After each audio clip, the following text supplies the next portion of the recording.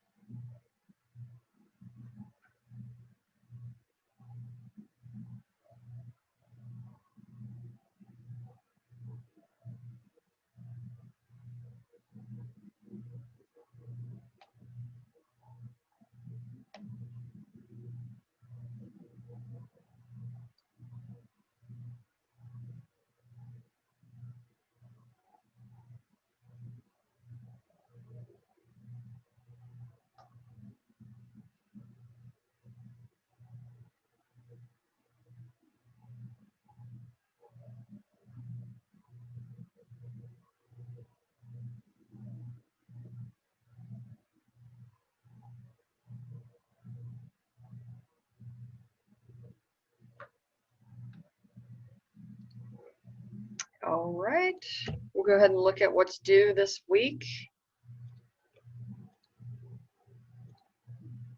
If you look on the top of the stream on Google Classroom, what's due Sunday, October 4th at 11:59 p.m. Nathaniel Hawthorne biography quiz, multiple choice questions on Google Doc in Google Classroom for 10 points. Oh, actually, today we're going to read A Good Man is Hard to Find. So I'll have to fix that. Then you're going to do the common lit assessment for A Good Man is Hard to Find and discussion questions for A Good Man is Hard to Find on Google Classroom for 20 points, and then 45 minutes of MemBean. All right, go ahead and log into Common Lit and go to A Good Man is Hard to Find. Your assessment questions, looks like there's 11 of those. All right, let's go ahead and listen to the audiobook. A Good Man is Hard to Find by Flannery O'Connor. The grandmother didn't want to go to Florida. She wanted to visit some of her connections in East Tennessee, and she was seizing at every chance to change Bailey's mind. Bailey was the son she lived with, her only boy. He was sitting on the edge of his chair at the table, bent over the orange sports section of The Journal. "Now look here, Bailey," she said. "See here, read this." And she stood with one hand on her thin hip and the other rattling the newspaper at his bald head. "Here, this fellow that calls himself the Misfit is loose from the federal pen and headed toward Florida. And you read here what it says he did to these people. Just you read it. I wouldn't take my children in any direction with a criminal like that, loose in it. I couldn't answer to my conscience if I did." Bailey didn't look up from his reading, so she wheeled around then and faced the children's mother, a young woman in slacks, whose face was as broad and innocent as a cabbage, and was tied around with a green handkerchief that had 2 points on the top like rabbit's ears. She was sitting on the sofa, feeding the baby his apricots out of a jar. "The children must have been to Florida before," the old lady said. "You all ought to take them somewhere else for a change, so they would see different parts of the world and be broad. They never have been to East Tennessee." The children's mother didn't seem to hear her, but the 8-year-old boy, John Wesley, a stocky child with glasses, said, "If you don't want to go to Florida, why don't you stay at home?" He and the little girl, June Starr, were reading the funny papers on the floor. "She wouldn't stay at home to be queen for a day," June Starr said, without raising her yellow head. "Yes, and what would you do if this fellow, the Misfit, caught you?" the grandmother asked. "I'd smack his face," John Wesley said. "She wouldn't stay at home for $1,000,000, June Starr said. "Afraid she'd miss something. She has to go everywhere we go." "All right, miss," the grandmother said. "Just remember that the next time you want me to curl your hair." June Starr said her hair was naturally curly. The next morning the grandmother was the first one in the car, ready to go. She had her big black valise that looked like the head of a hippopotamus in one corner, and underneath it she was hiding a basket with Pitty Sing, the cat, in it. She didn't intend for the cat to be left alone in the house for 3 days, because he would miss her too much, and she was afraid he might brush against one of her gas burners and accidentally asphyxiate himself. Her son, Bailey, didn't like to arrive at a motel with a cat. She sat in the back, in the middle seat, with John Wesley and June Starr on either side of her. Bailey and the children's mother and the baby sat in front, and they left Atlanta at 8:45, with the mileage on the car at 55,890. The grandmother wrote this down because she thought it would be interesting to see how many miles they had been when they got back. It took them 20 minutes to reach the outskirts of the city. The old lady settled herself comfortably, removing her white cotton gloves and putting them up with her purse on the shelf in front of the back window. The children's mother still had on slacks and still had her head tied up in a green kerchief, but the grandmother had on a navy blue straw sailor hat with a bunch of white violets on the brim and a navy blue dress with a white small dot in the print. Her collars and cuffs were white organdy, trimmed with lace, and at her neckline she had pinned a purple spray of cloth violets containing a sachet. In case of an accident, anyone seeing her dead on the highway would know at once that she was a lady. She said she thought it was going to be a good day for driving, neither too hot nor too cold, and she cautioned Bailey that the speed limit was 55 miles an hour, and that the patrolmen hid themselves behind billboards and small clumps of trees and sped out after you before you had a chance to slow down. She pointed out interesting details of the scenery: Stone Mountain, the blue granite that in some places came up to both sides of the highway, the brilliant red clay banks slightly streaked with purple, and the various crops that made rows of green lace work on the ground. The trees were full of silver-white sunlight, and the meanest of them sparkled. The children were reading comic magazines, and their mother had gone back to sleep. "Let's go through Georgia fast, so we don't have to look at it much," John Wesley said. "If I were a little boy," said the grandmother, "I wouldn't talk about my native state that way. Tennessee has the mountains, and Georgia has the hills." "Tennessee is just a hillbilly dumping ground," John Wesley said, "and Georgia is a lousy state, too."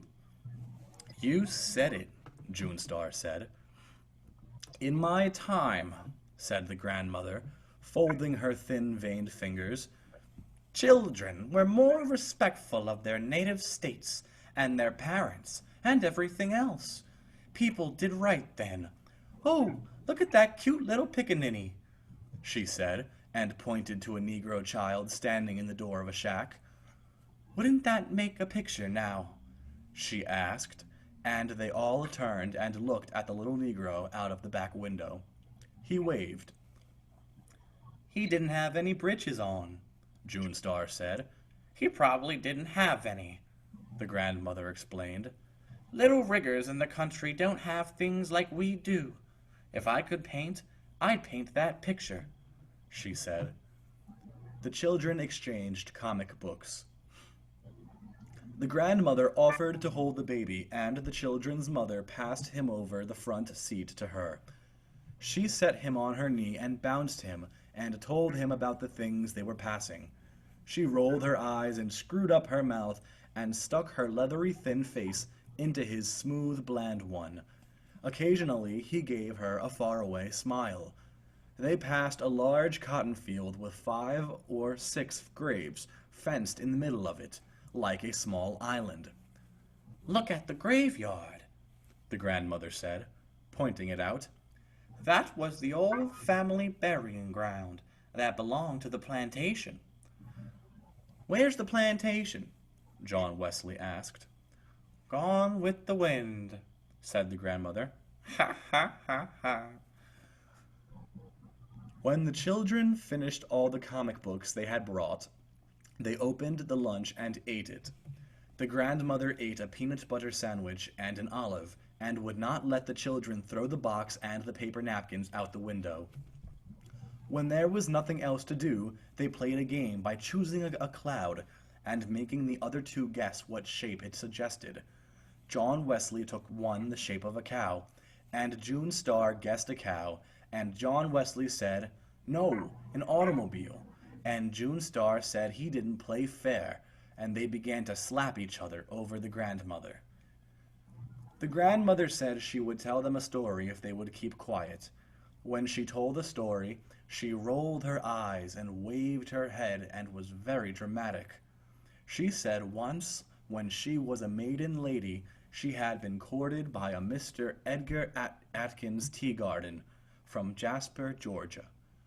She said he was a very good-looking man and a gentleman, and that he brought her a watermelon every Saturday afternoon with his initials cut in it, E-A-T.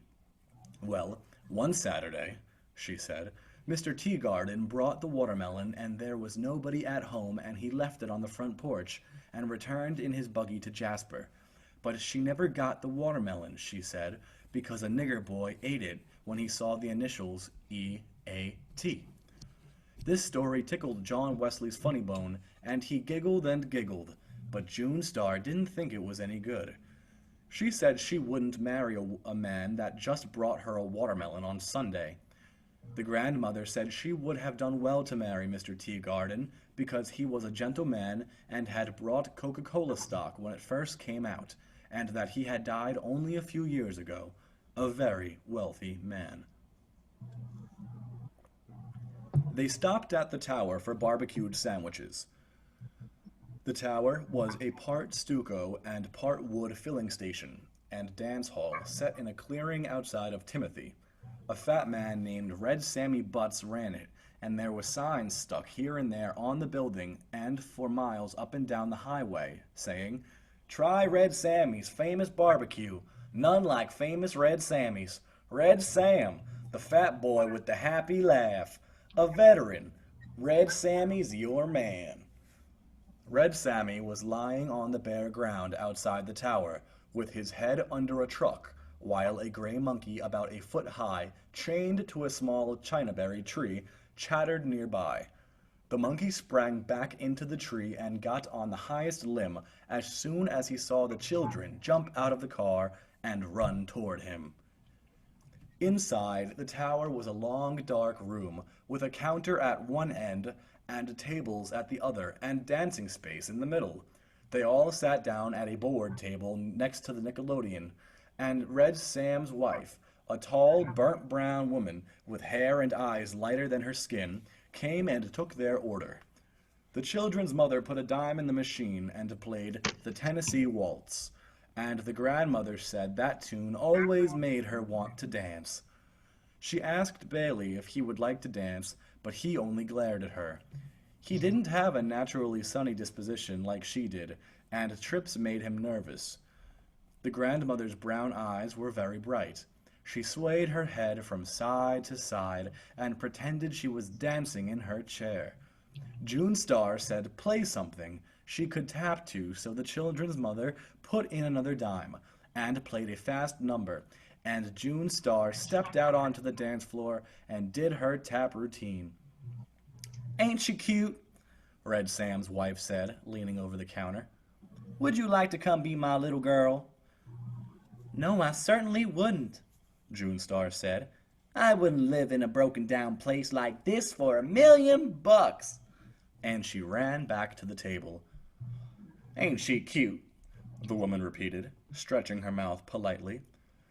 "Aren't you ashamed?" hissed the grandmother. Red Sam came in and told his wife to quit lounging on the counter and hurry up with these people's order. His khaki trousers reached just to his hip bones, and his stomach hung over them like a sack of meal swaying under his shirt. He came over and sat down at a table nearby and let out a combination sigh and yodel. "You can't win," he said. "You can't win."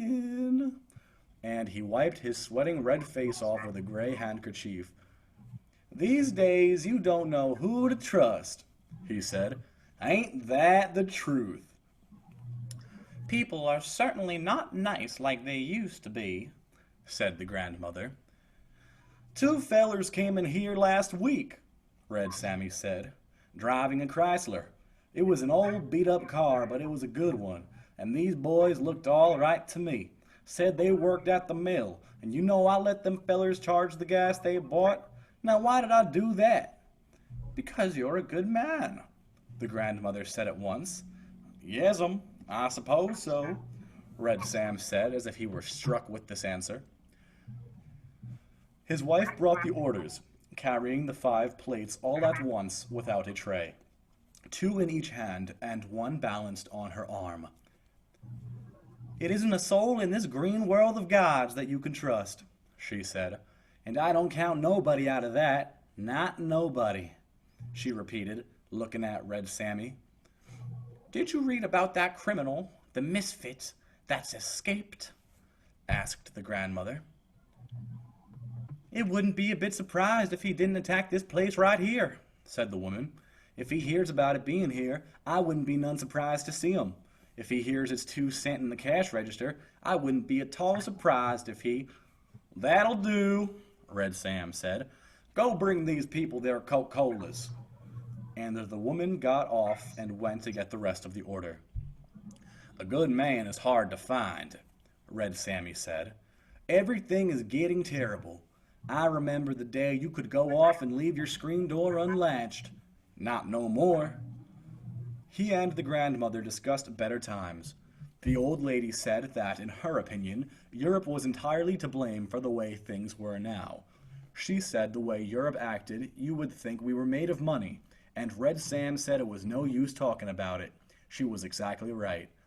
The children ran outside into the white sunlight and looked at the monkey in the lacy chinaberry tree. He was busy catching fleas on himself and biting each one carefully between his teeth, as if it were a delicacy. They drove off again, into the hot afternoon. The grandmother took cat naps and woke up every few minutes with her own snoring. Outside of Toomsboro, she woke up and recalled an old plantation that she had visited in this neighborhood once when she was a young lady.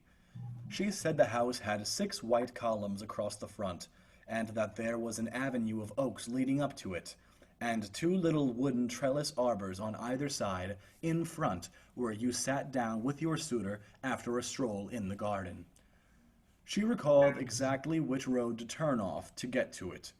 She knew that Bailey would not be willing to lose any time looking at an old house, but the more she talked about it, the more she wanted to see it once again, and find out if the little twin arbors were still standing.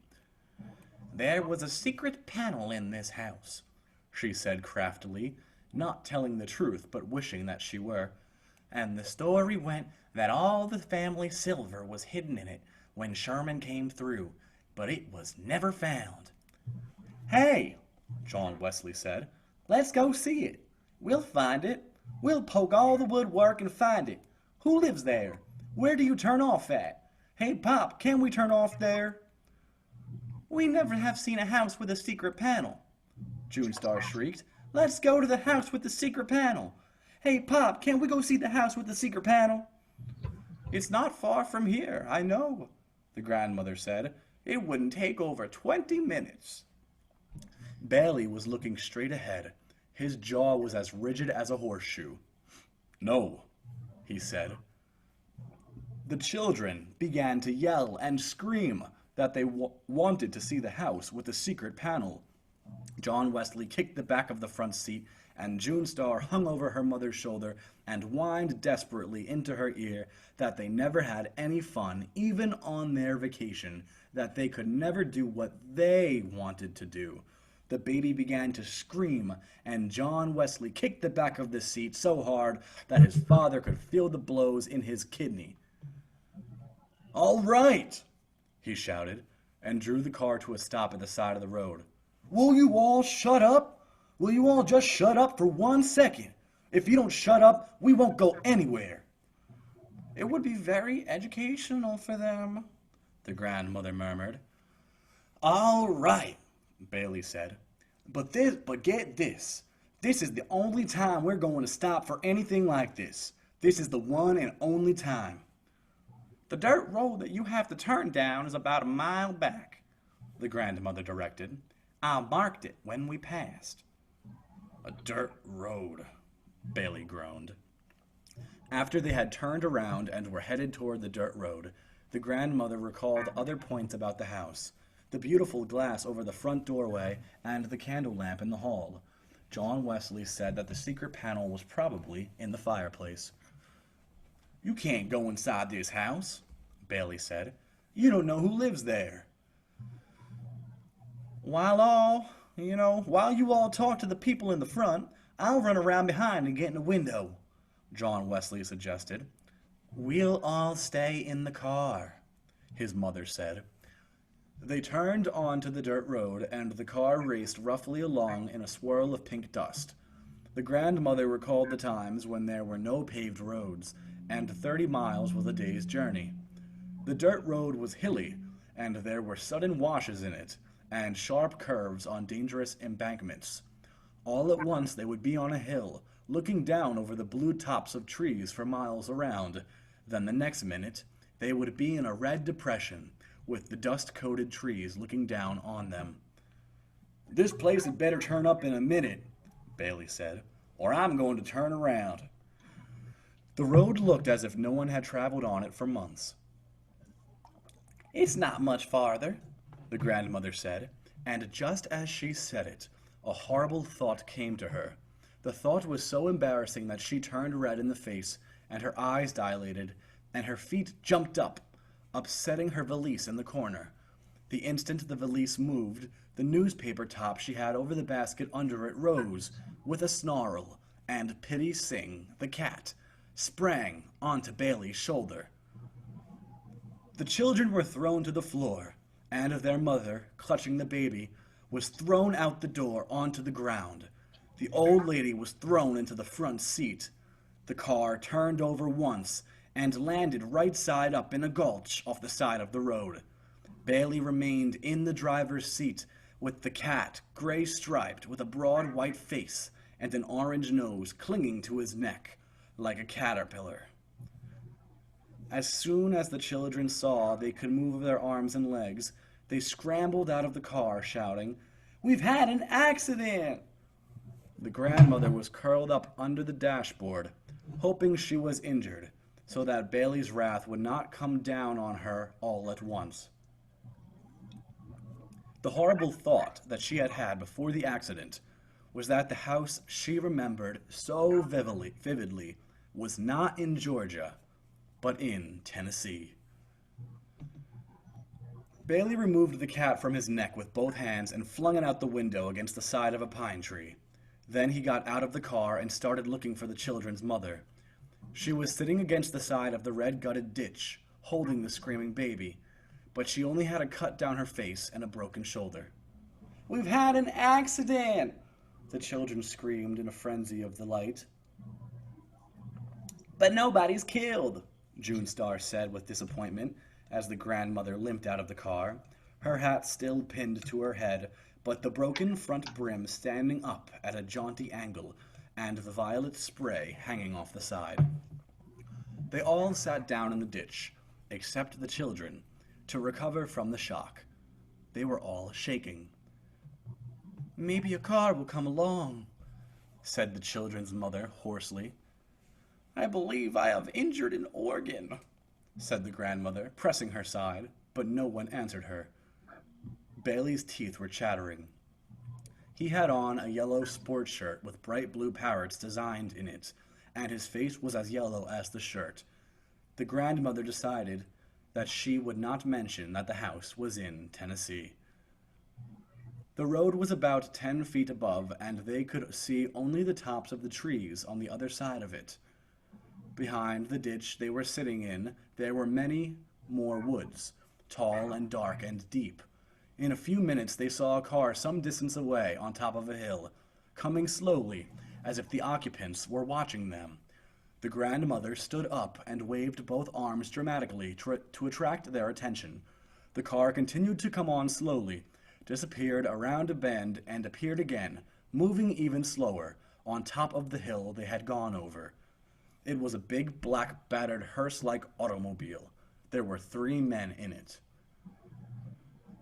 It came to a stop just over them, and for some minutes the driver looked down with a steady, expressionless gaze to where they were sitting, and didn't speak. Then he turned his head and muttered something to the other 2, and they got out. One was a fat boy in black trousers and a red sweatshirt with a silver stallion embossed on the front of it. He moved around and, on the right side of them, stood staring, his mouth partly open in a kind of loose grin. The other had on khaki pants and a striped blue coat, with a gray hat pulled down very low, hiding most of his face. He came around slowly on the left side. Neither spoke. The driver got out of the car and stood by the side of it, looking down at them. He was an older man than the other two. His hair was just beginning to gray, and he wore silver-rimmed spectacles that gave him a scholarly look. He had a long, creased face, and didn't have on any shirt or undershirt. He had on blue jeans that were too tight for him, and was holding a black hat and a gun. The two boys also had guns. "We've had an accident!" the children screamed. The grandmother had the peculiar feeling that the bespectacled man was someone she knew. His face was as familiar to her as if she had known him all her life, but she could not recall who he was. He moved away from the car and began to come down the embankment, placing his feet carefully so that he wouldn't slip. He had on tan and white shoes and no socks, and his ankles were red and thin. "Good afternoon," he said. "I see you all had a little spill." "We turned over twice," said the grandmother. "Onced," he corrected. "We seen it happen. Try their car and see will it run, Hiram," he said quietly to the boy with the gray hat. "What you got that gun for?" John Wesley asked. "What you gonna do with that gun?" "Lady," the man said to the children's mother, "would you mind calling them children to sit down by you? Children make me nervous. I want all you all to sit down right together there where you're at." "What are you telling us what to do for?" June Star asked. Behind them, the line of woods gaped like a dark open mouth. "Come here," said their mother. "Look here now," Bailey began suddenly. "We're in a predicament. We're in—" The grandmother shrieked. She scrambled to her feet and stood staring. "You're the misfit," she said. "I recognized you at once." "Yes'm," the man said, smiling slightly, as if he were pleased, in spite of himself, to be known. "But it would have been better for all of you, lady, if you hadn't have recognized me." Bailey turned his head sharply and said something to his mother that shocked even the children. The old lady began to cry, and the misfit reddened. "Lady," he said, "don't you get upset. Sometimes a man says things he don't mean. I don't reckon he meant to talk to you that way." "You wouldn't shoot a lady, would you?" the grandmother said, and removed a clean handkerchief from her cuff and began to slap at her eyes with it. The misfit pointed the toe of his shoe into the ground and made a little hole and then covered it up again. "I would hate to have to," he said. "Listen," the grandmother almost screamed.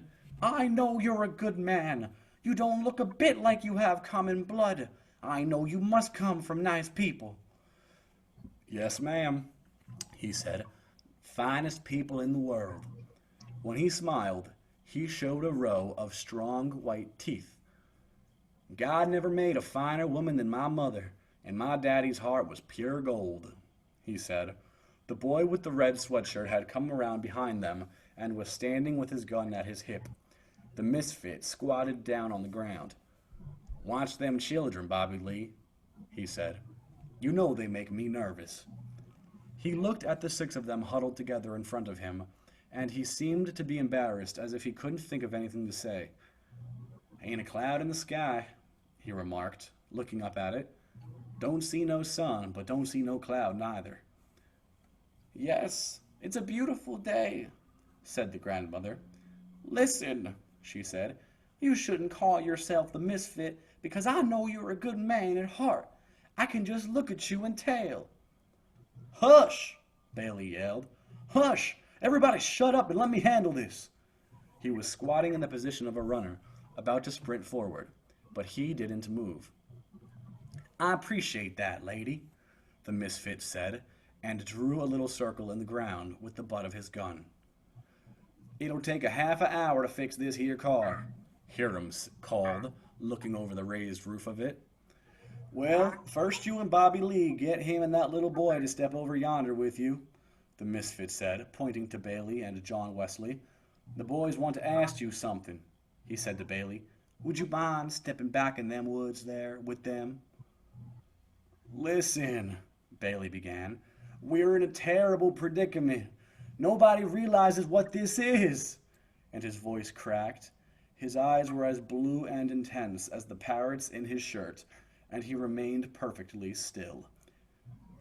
The grandmother reached up to adjust her hat brim as if she were going to the woods with him, but it came off in her hand. She stood staring at it, and after a second, she let it fall on the ground.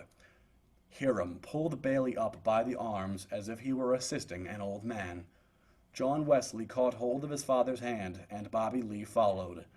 They went off towards the woods, and just as they reached the dark edge, Bailey turned and, supporting himself against a gray, naked pine trunk, he shouted, "I'll be back in a minute, Mama.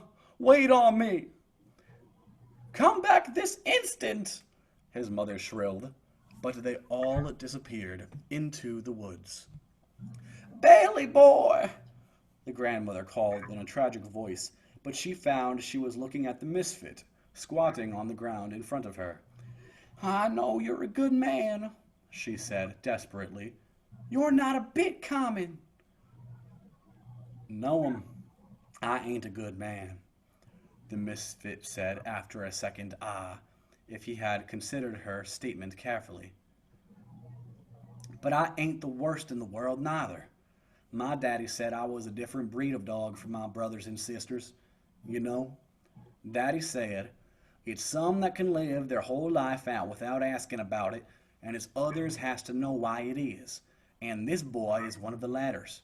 He's going to be into everything." He put on his black hat and looked up suddenly, and then away deep into the woods as if he were embarrassed again.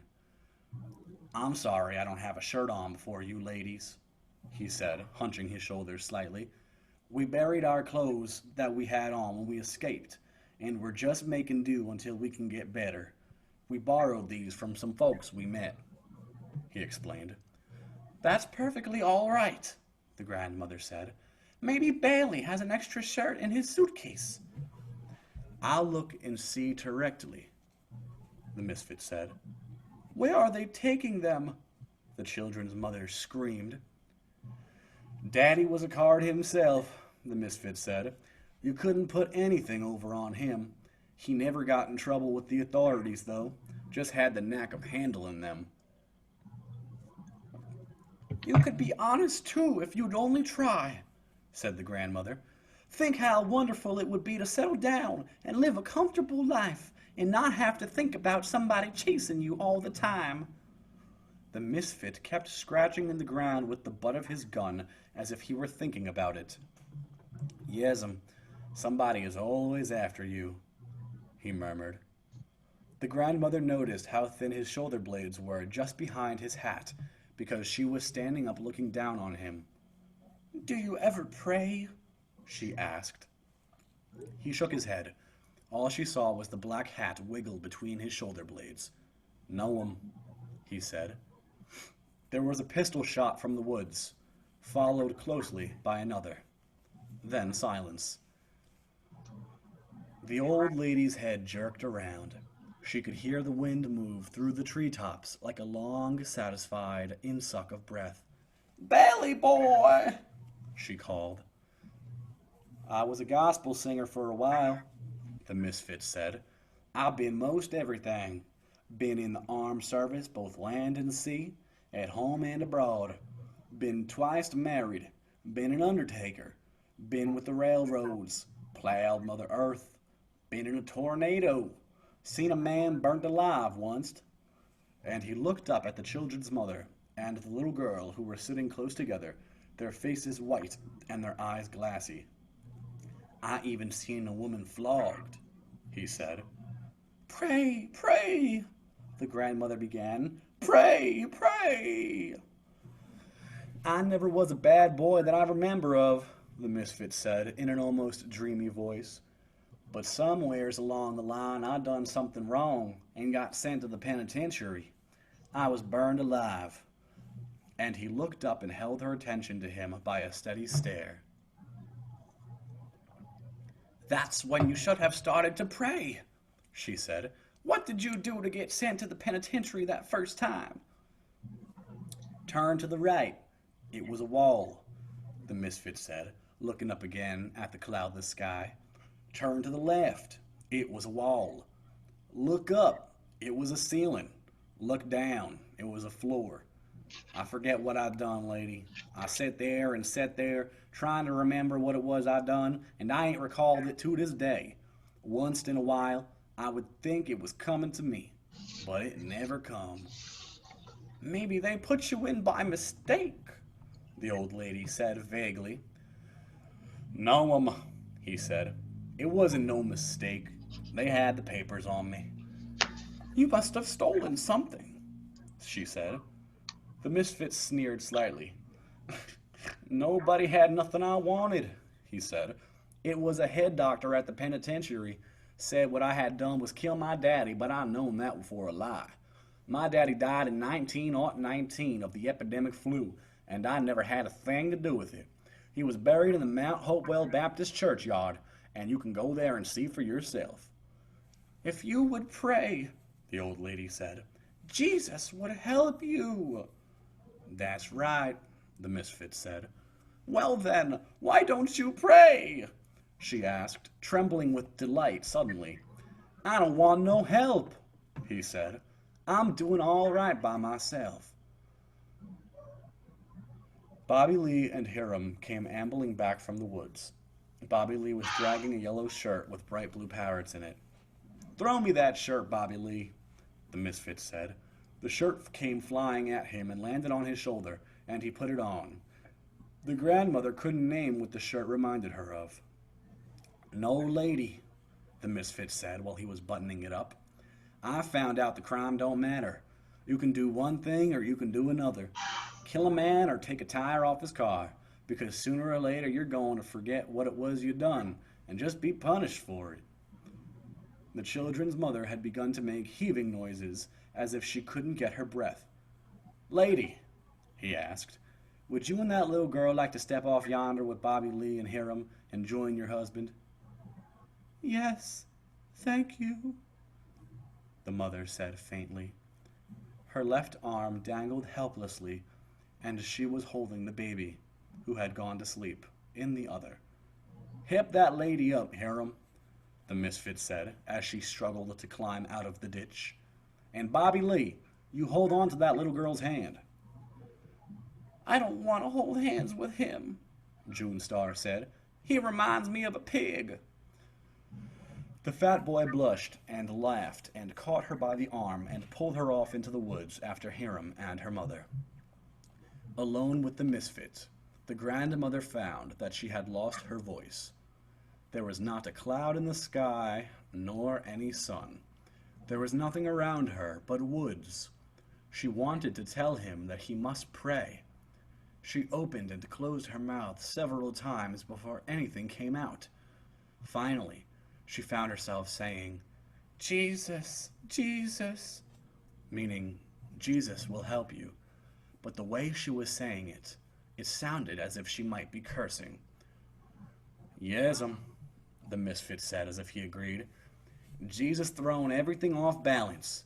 It was the same case with him as with me, except he hadn't committed any crime, and they could prove I had committed one because they had the papers on me. Of course, he said. They never showed me my papers. That's why I signed myself now. I said long ago, you get you a signature and sign everything you do and keep a copy of it. Then y'all know what you done, and you can hold up to the crime, to the punishment, and see they do match. And in the end, y'all have something to prove you ain't been treated right. I call myself the misfit, he said, because I can't make what all I done wrong fit what all I gone through in punishment. There was a piercing scream from the woods, followed closely by a pistol report. Does it seem right to you, lady, that one is punished a heap and another ain't punished at all? Jesus, the old lady cried. You've got good blood. I know you wouldn't shoot a lady. I know you come from nice people. Pray, Jesus, you ought not to shoot a lady. I'll give you all the money I've got. Lady, the misfit said, looking beyond her, far into the woods. There never was a body that gave the undertaker a tip. There were 2 more pistol reports, and the grandmother raised her head like a parched old turkey hen crying for water, and called, "Bailey boy! Bailey boy!" as if her heart would break. Jesus was the only one that ever raised the dead, the misfit continued, and he shouldn't have done it. He thrown everything off balance. If he did what he said, then it's nothing for you to do but throw away everything and follow him. And if he didn't, then it's nothing for you to do but enjoy the few minutes you got left the best way you can, by killing somebody, or burning down his house, or doing some other meanness to him. No pleasure but meanness, he said, and his voice had become almost a snarl.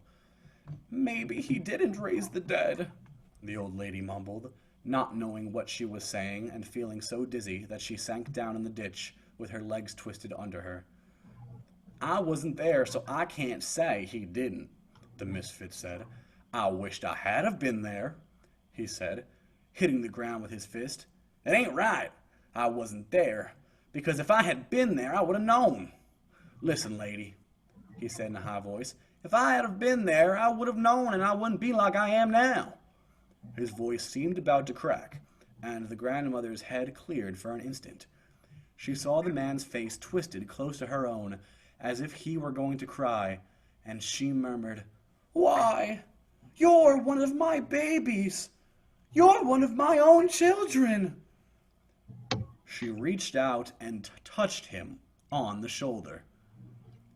The misfit sprang back as if a snake had bitten him and shot her 3 times through the chest. Then he put his gun down on the ground and took off his glasses and began to clean them. Hiram and Bobby Lee returned from the woods and stood over the ditch, looking down at the grandmother, who half sat and half lay in a puddle of blood, with her legs crossed under her like a child's, and her face smiling up at the cloudless sky. Without his glasses, the misfit's eyes were red-rimmed and pale and defenseless looking. "Take her off and throw her where you thrown the others," he said, picking up the cat that was rubbing itself against his leg. "She was a talker, wasn't she?" Bobby Lee said, sliding down the ditch like a yodel. "She would have been a good woman," the misfit said, "if it had been somebody there to shoot her every minute of her life." "Some fun," Bobby Lee said. "Shut up, Bobby Lee," the misfit said. "It's no real pleasure in life." All right, go ahead and take a look. A good man is hard to find. If you go to your classwork, so you're going to answer the assessment questions on Common Lit. Here are the discussion questions.